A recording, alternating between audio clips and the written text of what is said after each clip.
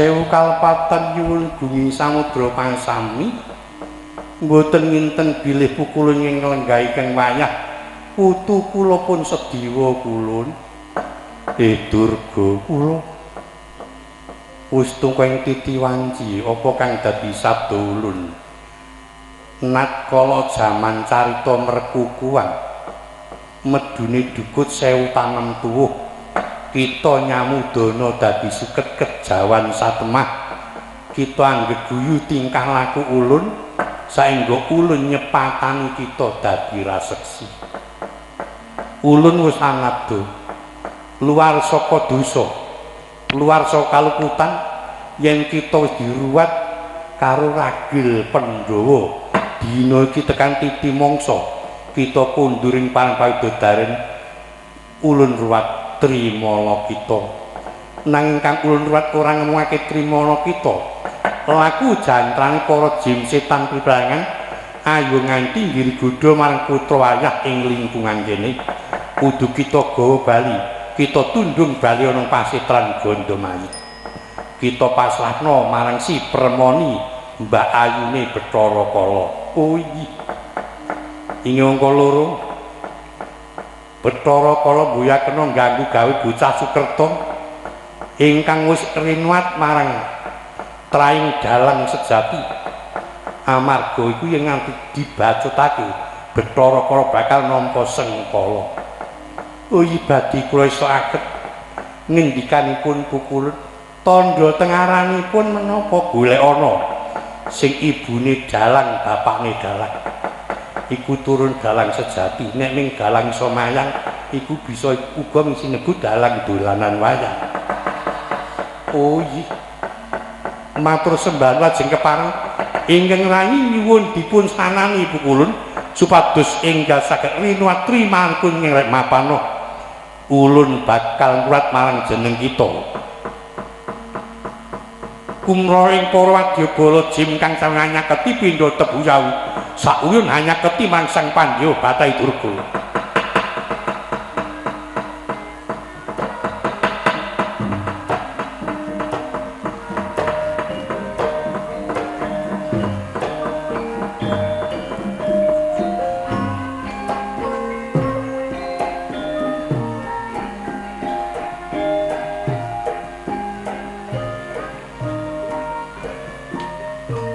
wis miwiti sang Sediwaca Watrimali sang Pandya Bathai Durga anglebur sak lampahing jim setan priprayangan ingkang sudan giri godha marang para putra wayah bisa sirna kasih tapis saka kersane kang maha kuwasa Om awit nam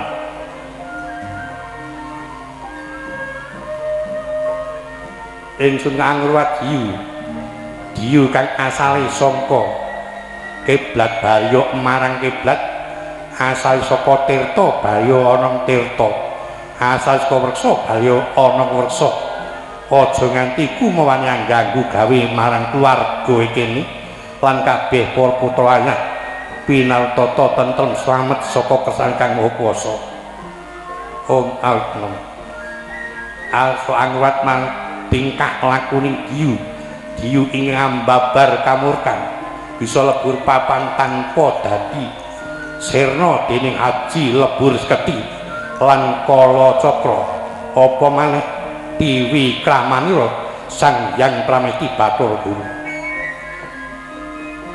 megeng napas tanupus katon sirna saka ing pandu mandeng kucing Gunung Tursina ing kono sigra racut angracut marang pasure Sang Pandya Bathai Durga kang awujud raseksi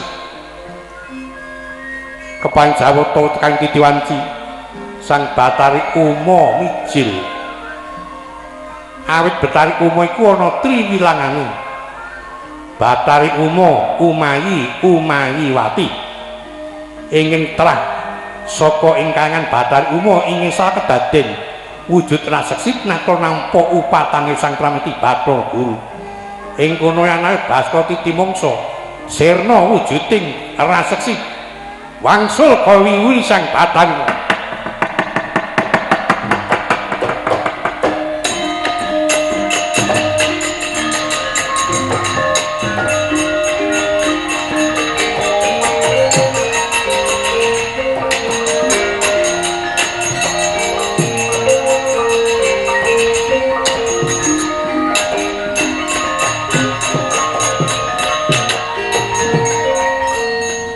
matur sembah nuwun sanget awis saking sih kawelasanipun pukulun dumateng ingkang rayi Yayi Uma kula dina iki kita ulun jak kundur ing Makayangan iki saking bingah-bingah manah kula badhe milari pusaka dhateng ingkang wayah pun Sediwa ingkang sinebat pusaka ageman kula kasemekan so badhe kula paring tambah kekasih Bambang Sudamala. Oh iya.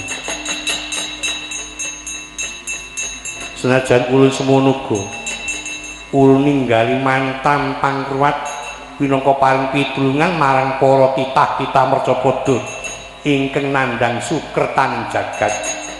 Kula nuwun inggih Dewa igatekno nggih kita bakal wuh aran Bambang Sudamala tekan titi mangsa iki kita bakal bisa pinanggih marang jatuh krama kita. Ucapan aku semanten dupi sang panggih Bathai Durga wis sareng wujud dadi widodari ing pasetan kapasaken ing putra Permoni kang uga banyu sesirih Bathari Durga. Natkala tasih Bathai Durga Bathara Kala matur Byung Durga nang sak sampunipun Permoni kang nyekron pangaos Mbak Ayu Durga. Nalika semana mijil saka angga sang Prabu Bathara Guru kundur Makayangan kadaken keng rayi Bathari Uma kumala pindha tadhik lakune.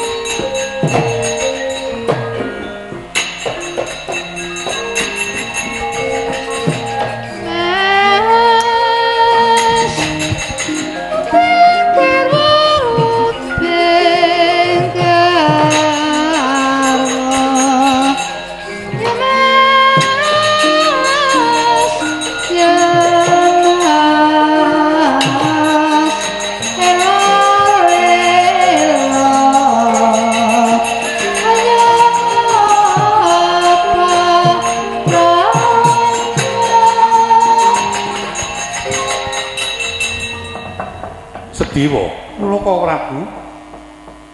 Ibu Kunti wis kondur. Wis ngagem busana kang luwih apik. Merga nalika semana pancen kaya dudu kersane dhewe. Kula sampun mangertos. Biasanipun ngenai wonten majane wana menika wau ugi tinangginah kruwat dumateng Sang Hyang Bathai Durga. Aos saking dawuhipun pukulun Bathara Guru. Wis tok ruwat sampun Prabu. Kula dipun pangpiyandel kagemanipun kasemekan ing angka kalih dipun mantan pangruwat ing angka 3 kula pun tambah kekasih Bambang Sudamala. Oh, kowe perhatina Gong. Besok tak jenenge Bambang Suda rezekimu. Aku lek utangan ngene wae.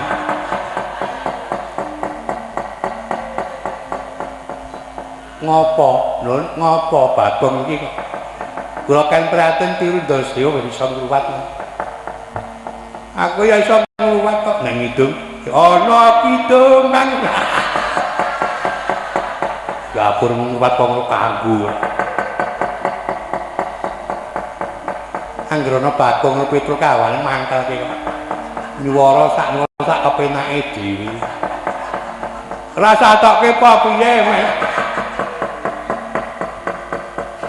Kocapan akosma eca nggih sang imbal wacana kocapa pelajaripun Resita Brepeta lan Endang Soka lan Pradapa ayo ngger kena mlayu wae.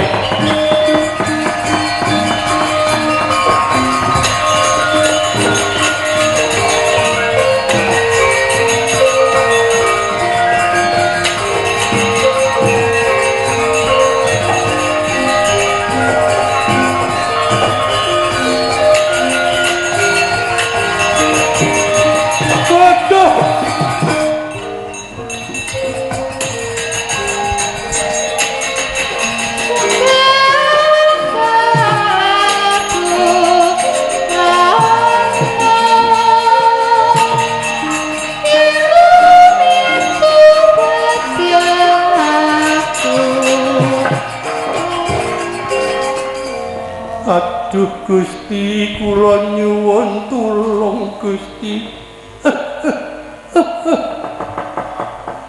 Duh sinuwun kula nyuwun tulung. Kula nyuwun tulung sinuwun. Lho. Kyai sepuh sing watuk kemekelen sapa? Kula Gusti. Kula pendhita Prangalas nami kula Tambra Peta. Lah kae anak kula Endang Saka lan Pradapa paduka sinten Diwaji Nata Ndrawati Kresna. Oh aduh Gusti kula Nata Ndrawati ya menika aku Sedewa. Oh Raden Sedewa ya inggih kula ming Petra Pak. Oh Petra nggih ming Gedibal sing ngandhap ngersa dalem. Nyuwun pangapunten Dewaji padha-padha mboten ngertos jebul ratu senes ratu. Ratu niki nek ngarsa dalem niku ratu. Niki ngersa dalem ngersane tunggu dalem niku omah. Tukang tunggu mah jenenge Bruno.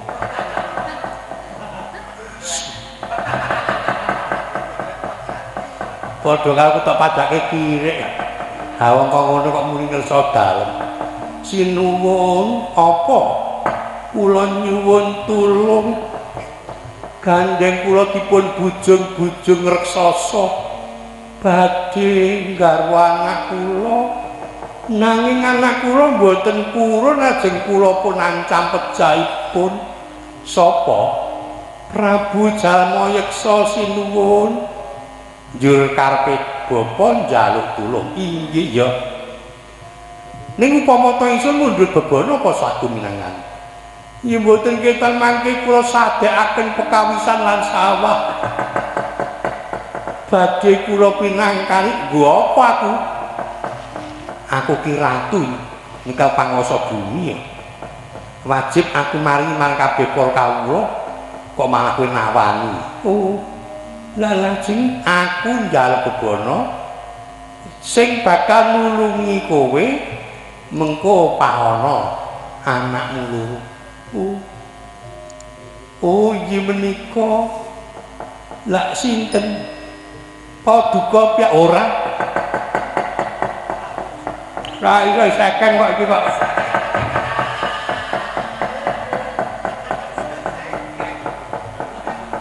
Lak sinten adiku Sedewa. Oh. Ngger kowe sing adi paslake marang Raden Sedewa kowe bocah loro karo kakange Nakula. Oh inggih padha wujude kembar wujud. Oh nggih. Yen ngaten kula sumanggah ning kula mboten nyang palakrama lho. Tidak masuk.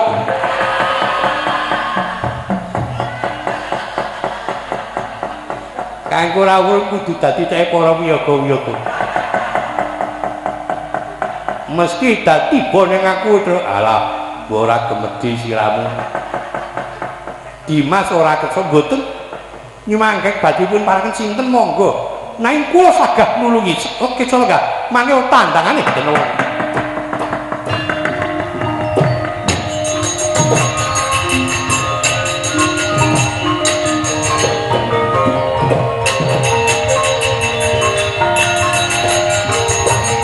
Ditututi.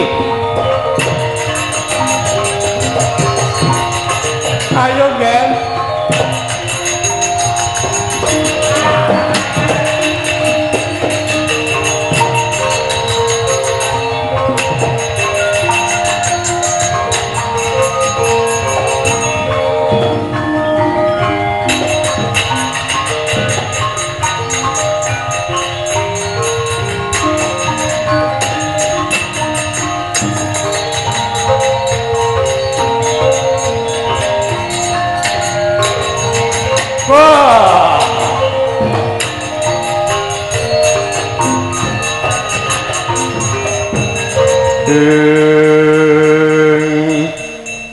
Yaksa Kendra katon sang manganano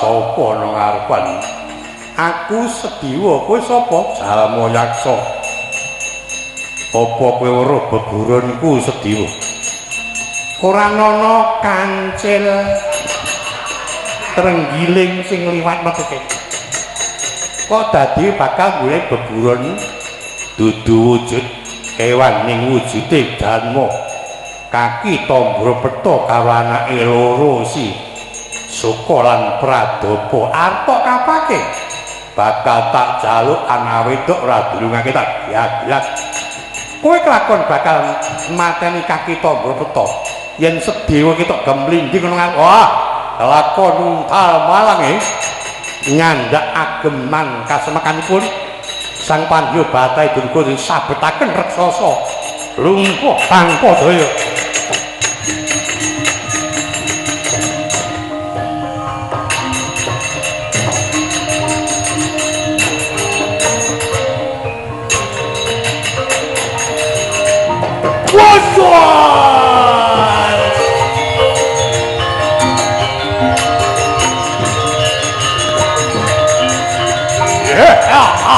Waduh!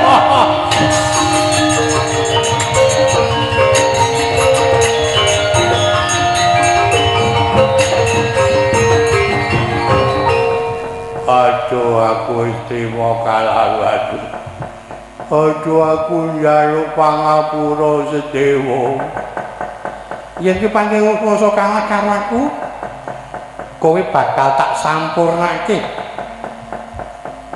Kowe mungkura gigita gagang lanang mengko bakal tak ruwatri malamu tan ya teko mengkono nang kosmono raksasa kekalih wis yoga tata-tata limat marang Sang Abagus mawi mantram sakti paringan pun Sang Pandya Batai Durga ngoyah nayuh Baskara titine ing kono ilang sipating raksasa kekalih Badar Dewa kekalih Sang Hyang Citra Sena lan Citrakeca.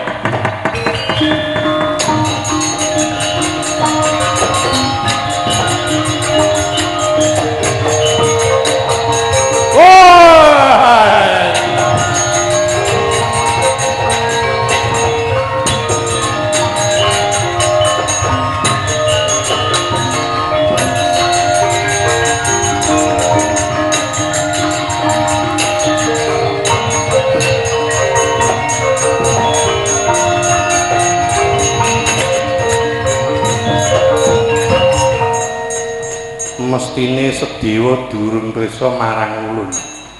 Paduka sinten ulun Citra nggodol adhiku Citrasena. Nyadong deduka ing wayah ulun medunana Macapada nyamudana dadi raksasa pancen ngemban dawuh saka pukulan Bathara Guru. Supaya ngiring wanita kang sekarone noyah nayuh Baskara titi mangsa iki judumu. Miturut saka pujangganing para Jawata ingkang kekasih Endang Sukma kuwi bojone Sedewa ingkang Pradapa bojone Nakula sing enom oleh tuwa sing tuwa oleh enom besok yen kagungan putra lair kakung besok paring kekasih Bambang Swida Peksa yen kadangmu kagungan putra Pambayun lair putri diparing kekasih Dewi Sri Tanjung besok bakal dadi pikuwat sakwise perang Bratayuda. Oh iya dadi mekaten menika tetrangen judul dawuh ya ulun kondur makayangan ulun kondur makan uga rahayu kang tinemu.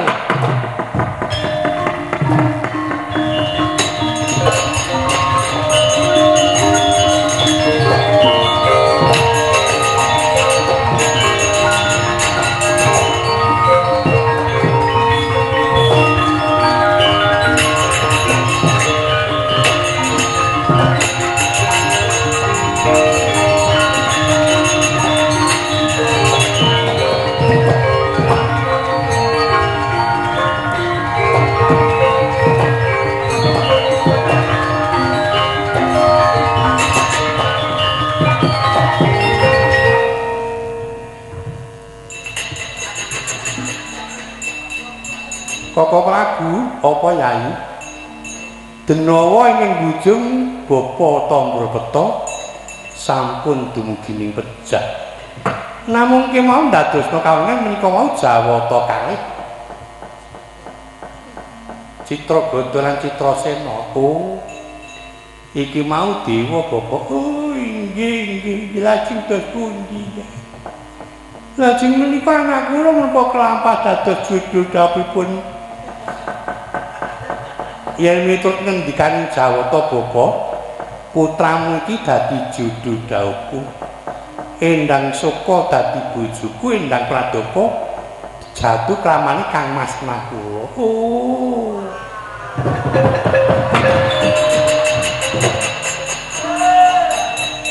suara apa ya kamau ya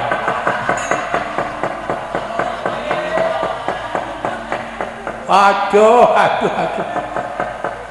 Tuhan aku dipacake cah Solo aku nyingkur-nyingkur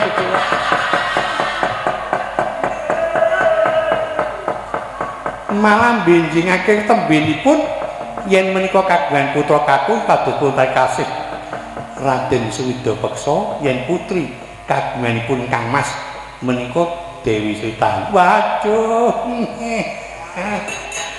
lega rasane pamikirku esuk arep nyon-nyon mbok sesuk len keke Saka lan Pradapa kula sinuwun tak pangke kondur ing Gunung Talun bapakmu Tambrapeta dereke iki sing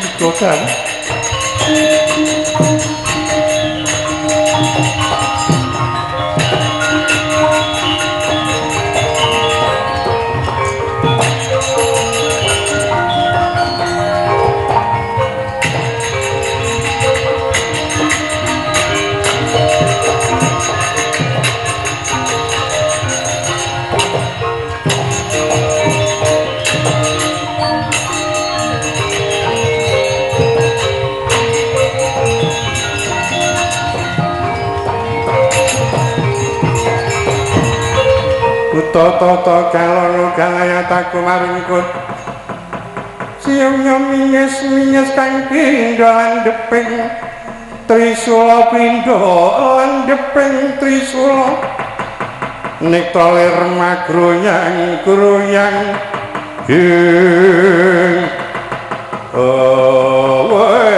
dalah Adi wonten dawuh menapa kira kok aja kelayatan ayo nerobos babaisan amuk wong ngamarta ubrak-abrik baisam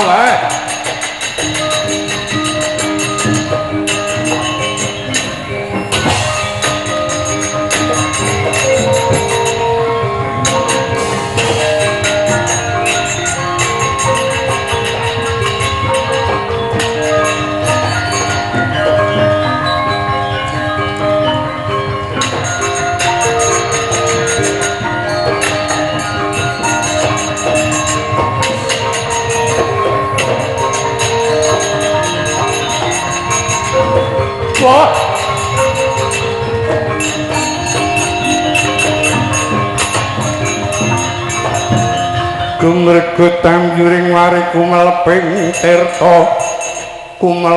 tirta sumunduling wentis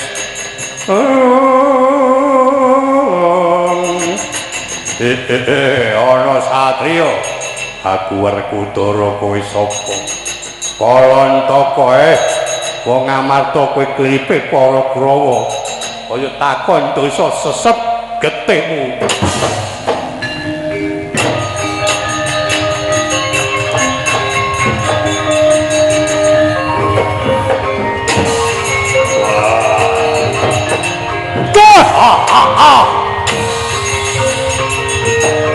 ya belanja ayo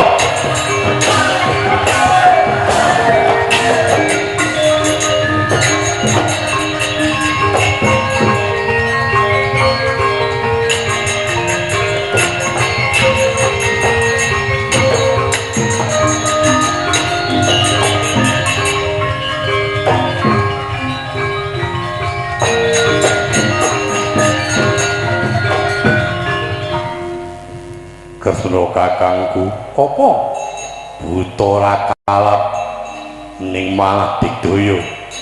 Aku baru tulung. Aku gila. Oh. Petro, Nun. Adine sing ragil dorene. Oh, nggih.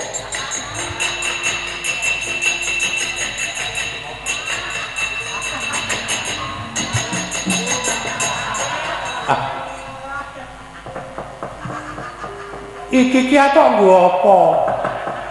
Angge adik kula ragil. Sedewa wah.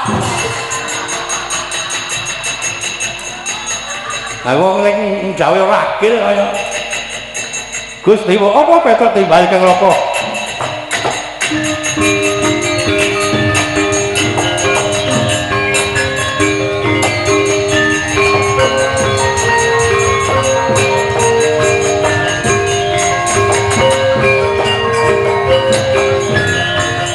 Yanyo Jawa dikangelan. Buta loro senopati ning Kurawaya iki sing dingendikake Ibu Kunti Talibrata. Aja kalatan Petrana nyuwun pangestu Kaka Prabu.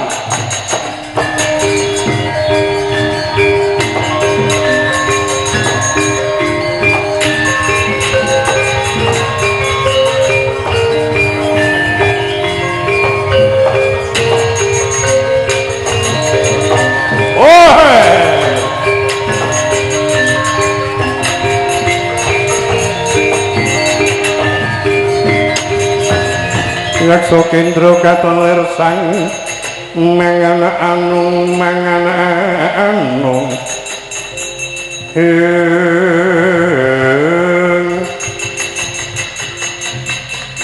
buta loro sapa aku Kalantaka aku Kalanyaya ayo wong Ngamarta aja maju siji maju bareng kowe bakal antragosa ing kraton Ngamarta bisa ketemu apa pepundhenku yen wis isa ngilangi jagate Sedawa Kuntal Malang ing kono yen sabet agemanipun Sang Panjabatahe Durga raksasa kalumpuh tanpa kekuatan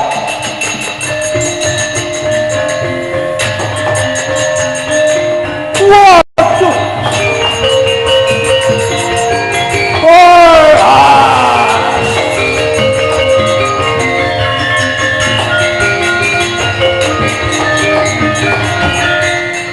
aku tobat Sedewaku aja tok siksa aku aja tok siksa Sedewaku tobat yen pancen wis tobat lahir batin karaku kowe bakal tak ruwat muga bisa bali nang asal usulmu yen pancen kuwi dudu buta sing sakmedine Osyaga rimat miring sang bagus resasa kae dikya Kalantaka Kalandaya sapa tangguh jalma kang uringa sejatiku dumadi asal saka widodari ing ketaman marang sabdanipun Sang Hyang Guru nampa saku dendaning dewa kang nakasmana widodari kang tumindak nyimpang saka paugeran widodari aja meneh dudu widodari kaya widodari kena walat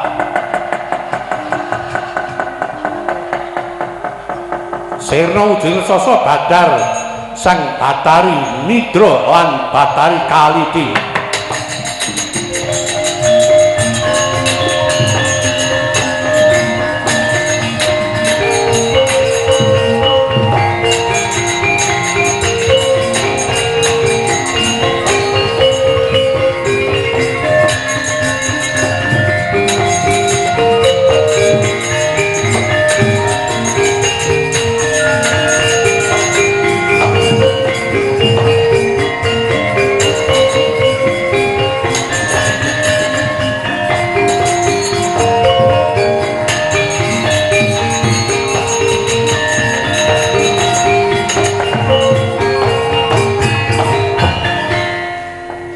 nedha nrimo kang tanpa upama lho sapa iki ulun widodari Dewi apa Bethahi Nidra lan adiku Batari Kaliti nyuwun pangapunten Bethahi mboten mangertos bilih panjenenganipun ngejawantah amarga nampa sapudendaning sawata satemah ulun disepatani dadi reksasa dijumbuhake manfaat tak wantune dik rikalaku ana ing kahyangan anakmu si Gatotkaca lan Antarja ana ing tanganku ora kok tak anggap sapa-sapa tak anggap kaya dene wong aku dhewe tak paringu kekuatan kang pirangka siyaga besok yen dadi senopati matur sembah nuwun kejaba saka kuwi ya sawise bisa tata tentrem mangsa bodho anak-anak tak kondurke dadi wewenangmu kulon lan kakangku tani drop kondur makaya nggih namung pangatenipun Betari kula suwun mugi-mugi para kadang pinaringan tata tentrem ayom-ayom iya Gatotkaca Antarja kula nini kowe tak pancing nderek paman Sediwa dateng Sediwa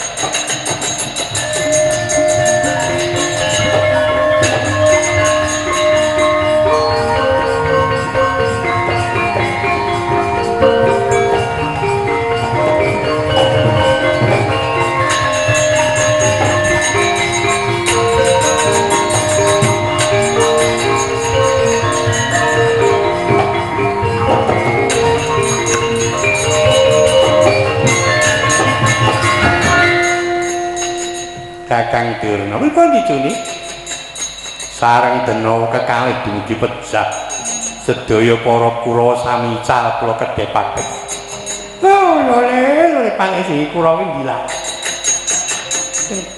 bakal kene ngaten iki saliya awake dhewe tata-tata mawon Kurawa digiring jak Bali mangke ganti dina kula mboten trima ajeng kula paeka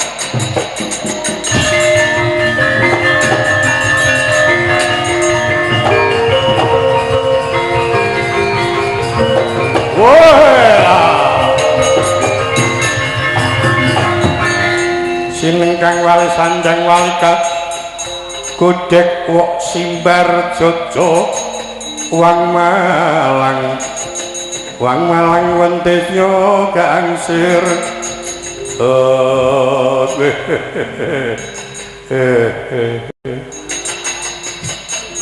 aku goleki Gustiku wis seda mongko kabeh wis ora ana bocah prajurit tumbak dawa sulung mlebu ngeni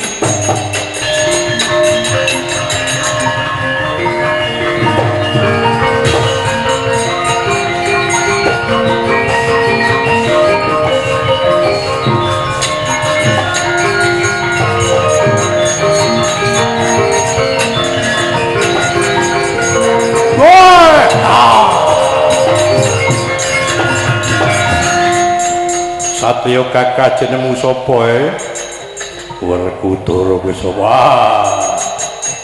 takon karo aku maisa nabrang Gustiku seda aku belano sikilku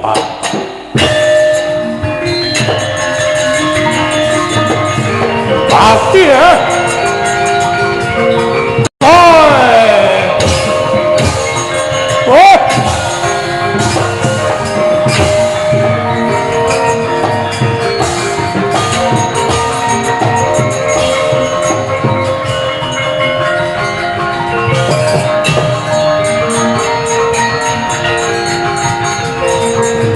pedhot dulumu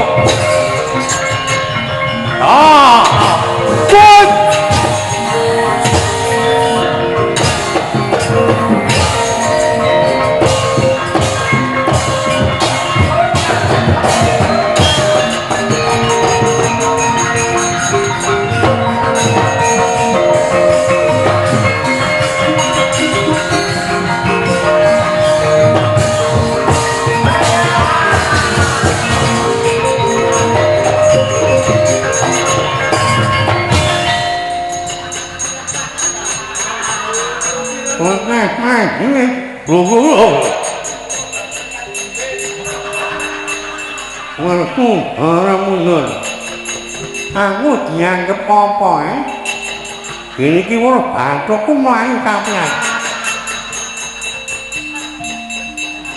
Gaman bongkok gendar digulung bae. Golek ratu sing iso ngayomi awake dhewe.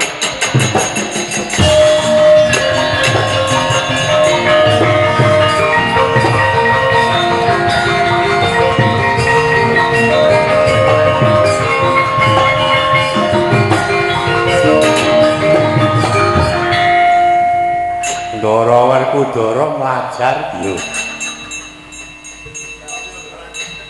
Mengsah kalih sinten?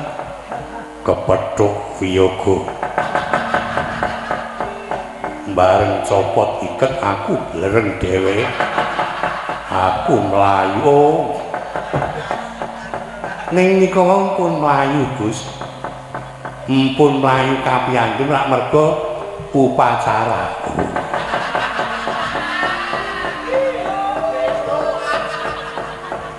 Kejawi saking menika gandeng kawonten sampun saged tata titi tentrem mboten wonten alangan menapa-menapa anak putu kula sedaya Penyang Kundara katimbalan kempal wonten Stinggi Binaturata kawonten mekaten menika wau bilih sampun napi nugraing Jawata lak mboten wonten awonipun atur puji syukur dumateng saipun nggih monggo mugi-mugi sak pengipun sami pepanggihan anak kula temanten lan ingkang kula hormat sak keluarga Manggawijeng kula tuwin sedaya keluarga pinarinijeng menapa malih ingkang cegah wongon sedalu natas ing kanan kiri mriki pinang tata tentrem ayem-ayem gangsalakenipun ngupaya rejeki nggih. Besesaran sesanti Jaya Jawi Jayanti rahayu ingkang pinanggih.